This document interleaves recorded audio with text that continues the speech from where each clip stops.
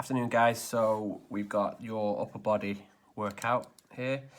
A1 is a pike press, so your handstand push-up variation, whether that be feet on the floor, as in the demo that I show you, or whether that's feet on a box. Probably not going to do this style of what I'm going to explain with your feet up against the wall, so either feet on the floor or feet on a box.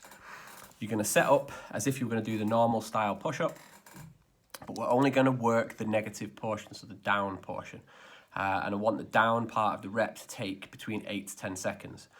So we set up, we perform the negative down for 8 to 10 seconds using the tempo counter. Once you get to the bottom, I'm not bothered how you get back up. Do it in a way to use as little energy as possible. So knees down, get back up, set up, and then perform a second rep.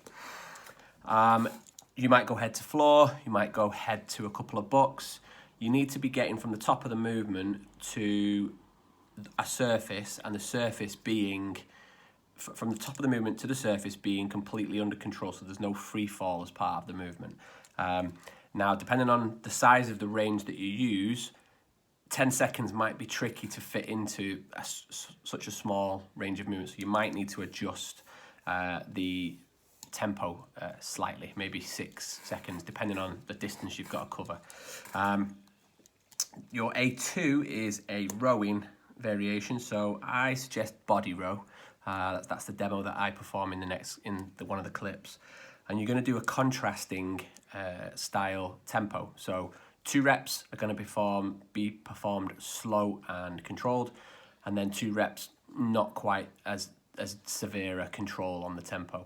So the first 2 reps, you're going to do a 3 count up, so 1, 2, 3, and then a 6 count down. 1, 2, 3, 4, 5, 6. You do that twice, so 2 reps.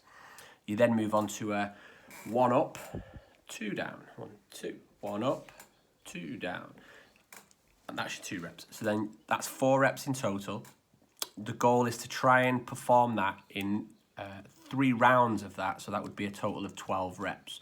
Now start in the hardest position. If you're doing body row, start in the hardest position that you can, as in feet as close to the anchor point of the rings or the TRX or towel or whatever you're using, and be as accurate with the tempo as you can. Once that starts to become too difficult to adhere to the tempo, start to move away. So you'll always get your 12 reps in, but make sure that the early reps are performed as difficult a variation as possible. You're then going to do A1 and A2 for 4 sets. Moving on to B1 and B2. So B1, we have an overhead press variation. Now this might be a sandbag, dumbbells, a bucket of water, anything that you have at home, bands maybe. You're going to perform full range of movement. So you'll see in the demo, full range of movement, and you're going to do that until you fail in hopefully less than 12 reps.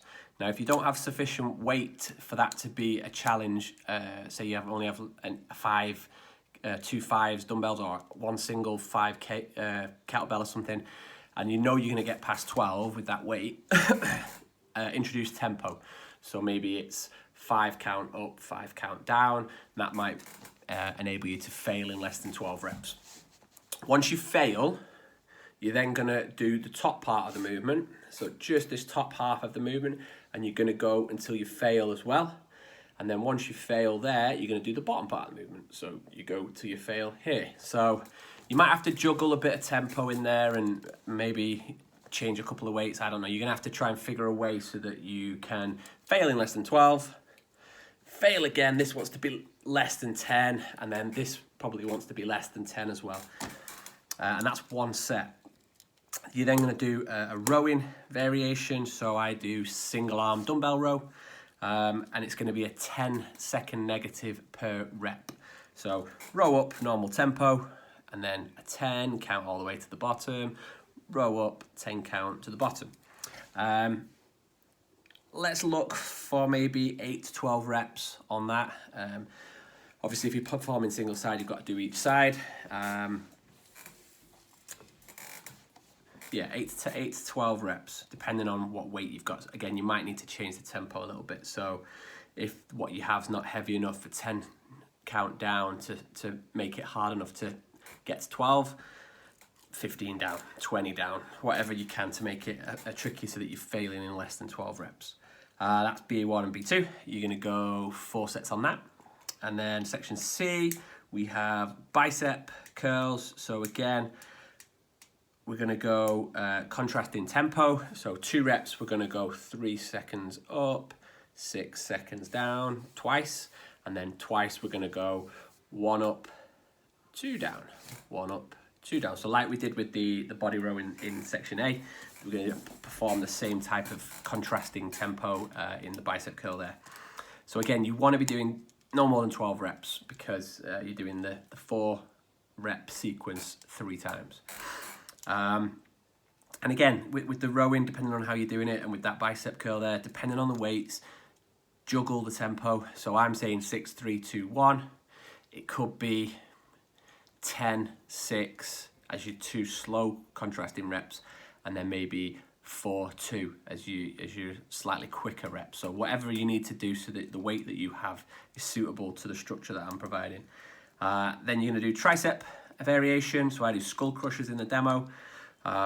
Same as we did with the overhead press in terms of changing the range of movement. So the first part of the movement, you're going to do full range skull crushers. Once that gets too hard and you get your last rep out and you don't think the next one's going to be a good solid rep, you're just going to perform this top half section. Once you fail there, you're just going to go from the shoulders, lift off the shoulders, lift off the shoulders, and it'll get to the point where you can barely lift off the shoulders, and that's failure in that set. So that's the end of that set. And then you're going to do a pal-off hold. So that needs to be done with a band. So if you don't have a band, you're going to struggle to perform this.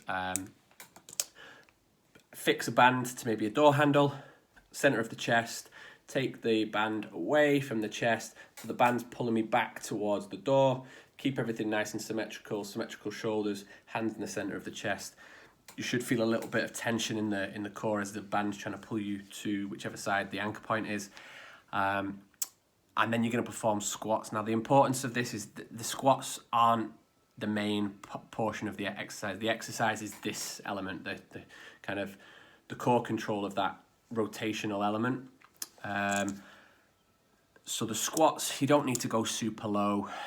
Just all you're doing is changing levels to sort of introduce an added obstacle for the core to overcome, so that this rotational pull is being applied at different levels with the hips and the knees and the lower body in different positions. So don't focus too much on the quality of the squat. You don't need to go super low. You know, you're just kind of changing levels ever slightly. You'll see in the video that mine aren't picture perfect squats. I'm just bending the knees, basically changing the level. 30 to 60 seconds per side. You don't have to get a million squats in. So, you know, they can be in 30 seconds, you might only get 5 squats in because they're nice and super controlled.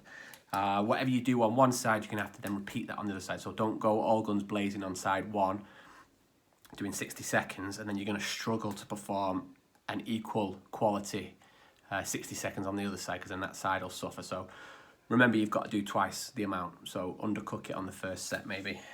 And we're going to go 3 sets on section C. And that's everything. Any questions, as usual, let us know. And here's some demos.